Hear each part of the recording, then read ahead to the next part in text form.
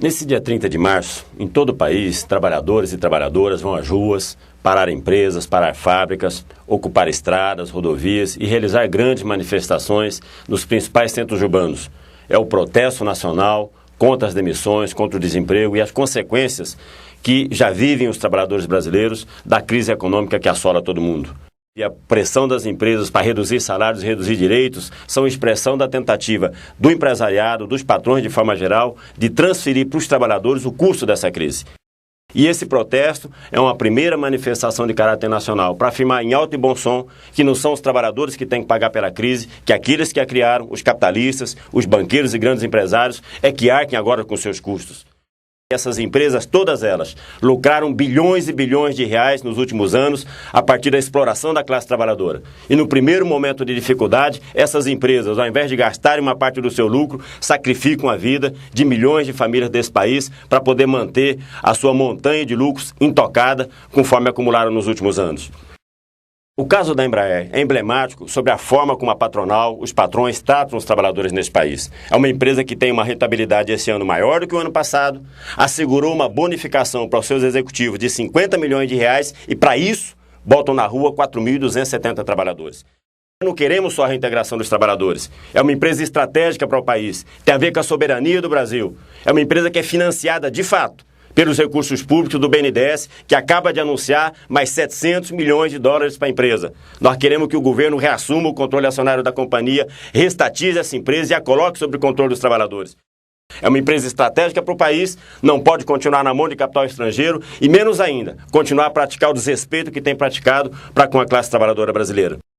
É preciso que o governo Lula restatize essa empresa e a coloque sob o controle dos trabalhadores, para que ela possa existir, crescer, cumprir o seu papel para com o nosso país e não para dar rentabilidade para investidor estrangeiro.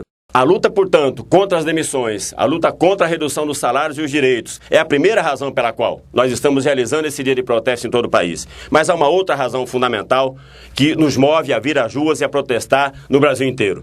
É a exigência de que o governo Lula edite uma lei que assegure a estabilidade no emprego, que proíba essa devastação que as demissões estão fazendo contra a vida dos trabalhadores em todo o país.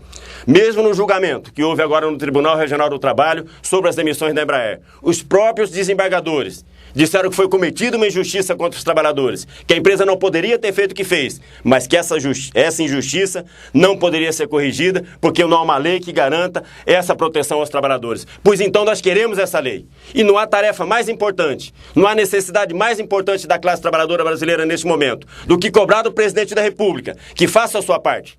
O Lula disse aos trabalhadores da Embraer que foram conversar com ele em Brasília que estava torcendo por nós, para que a Justiça suspendesse as demissões. Torcida, o presidente da República pode fazer para o time da sua preferência. Dele nós queremos outra coisa, que é medidas concretas para proteger os trabalhadores. Até agora teve medida para proteger banqueiro, teve medida para proteger os grandes empresários, a própria Embraer recebe tubos de recursos públicos encaminhadas pelo governo Lula, mas para os trabalhadores nada. E o chamado que nós fazemos a todas as centrais sindicais, a Força Sindical, a CUT, a CTB, a Nova Central Sindical, é que todos nós unamos as nossas forças na mobilização de toda a classe trabalhadora brasileira. A exemplo do que está acontecendo na França, que já está na segunda greve geral para cobrar do governo francês proteção ao emprego. Que nós façamos o mesmo no Brasil.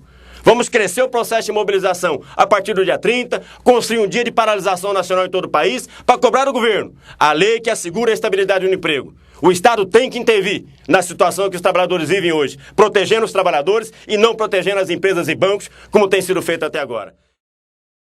Enfrentar as consequências da crise, defendendo o emprego, defendendo os direitos dos trabalhadores e avançando para reunir forças e organização da classe trabalhadora brasileira para que nós possamos avançar no sentido da realização de uma transformação mais profunda na nossa sociedade, no sentido de superar as mazelas que essa sociedade capitalista acumula cada vez mais nas nossas vidas, apontando para uma sociedade nova, igualitária, uma sociedade socialista.